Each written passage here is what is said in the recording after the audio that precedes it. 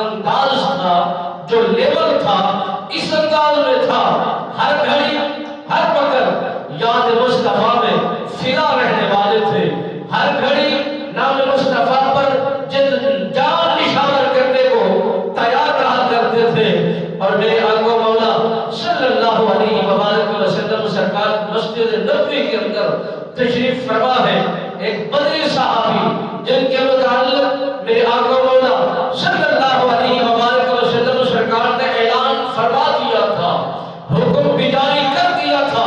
یہ بدری صحابی جنتی ہے اور ان کے گناہوں کو مالک بے نیاز نے معاف کر دیا ہے اور ان کی بخشش کا اعلان ہو چکا ہے، ان کی مغفرت کا سراپا اعلان ہو چکا ہے اور پروانہ جاری کر دیا گیا ہے۔ وہ بدری صحابی تشریف لے جا رہا ہے، فاروق اعظم جناب سیدنا صدیق اکبر پاک یہ پیچھے ہے، جناب سیدنا صدیق اکبر پاک پیچھے سفر کر رہے ہیں، وہ بدری صحابی آگے ٹہل رہا ہے، سفر کر رہا ہے، وہ بھی صحابی، وہ بھی صحابی، وہ بھی نبی کا دیوانہ، وہ بھی نبی کا مستانہ، وہ بھی نبی کا کلمہ پڑھنے والا ہے، وہ بھی نبی کا حکمران ہے، وہ بھی وفادار ہے، وہ جان ایمان سب کچھ قربان کرنے والا، وہ بھی صحابی رسول ہے۔ مگر صحابی تو برابر تھے، نام بھی، شان بھی، عظمت بھی، مقام بھی، رتبہ بھی، مگر میرے نبی رحمت سرکار نے من فرما دی، آپ نے فرمایا ہر انسان ایک جیسا نہیں ہو کرتا، وہ صفات میں علیحدہ ہوتا ہے، وہ گفتار میں علیحدہ ہوتا ہے، وہ انداز میں علیحدہ ہوتا ہے، وہ دیکھنے میں علیحدہ ہوتا ہے، وہ کھانے میں علیحدہ ہوتا ہے، وہ پینے میں علیحدہ ہوتا ہے، ہر انسان کی طبیعت اور مزاج اپنا اپنا ہے، مگر وہ بدری صحابی جو سفر کر رہا ہے، میرے نبی سرکار نے آواز دے کر بلایا، فرمایا تجھے خبر نہیں میرا غلام تمہارا امام اور جناب سیدنا صدیق اکبر پاک پیچھے رہے اور تم ان کے آگے سفر کرو، یہ تمہارے لیے بہتر نہیں ہے۔ تمہیں نہیں معلوم کہ اس میرے غلام کی شان کتنا ہے، مالک بے نیاز نے اس کا رتبہ کتنا رکھا ہے، مالک بے نیاز نے اس کی شان و شوکت کتنا بلند کروائی ہے،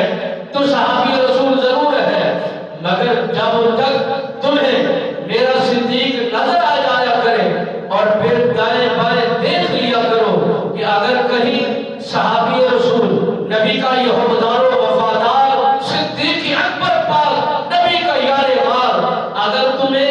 تمہارے پیچھے نظر آئے تو اپنی منزل کو روک لو، اپنے قدموں کو جما لو اور اپنے قدموں کو اٹھانا بند کر دو، جب تک یہ تم سے آگے نہ نکل جائیں اس وقت تک تمہارے لیے سفر حرام قرار پائے گا اور ان کی تعظیم تمہارے اوپر لازم پکڑے گی۔ میرے نبی رحمت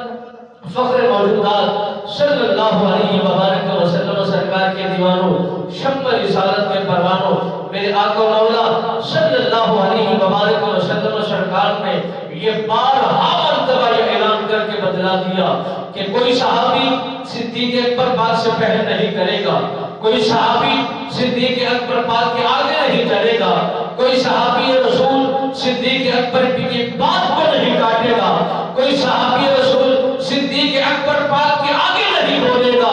یہ ادب کے تقاضے ہیں،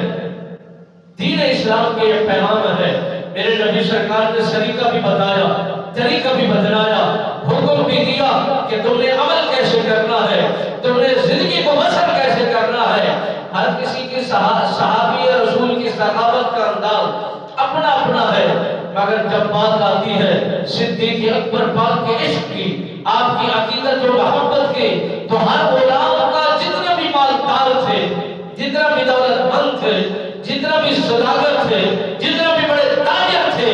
مگر جس انداز میں سخاوت جناب سیدنا صدیق اکبر پاک نے سخاوت کر دکھائی ہے، ایسی سخاوت نہ عثمان غنی میں ملتی ہے، نہ فاروق اعظم سرکار میں ملتی ہے، نہ حضرت علی المرتضی شیر خدا میں ملتی ہے، نہ عشرہ مبشرہ میں ملتی ہے، نہ اور صحابہ میں ملتی ہے۔ وہ ایسا صحابی نہیں جس کی صحابیت کا ذکر قرآن نے ذکر کیا ہو، قرآن نے بیان کیا ہو، یہ واحد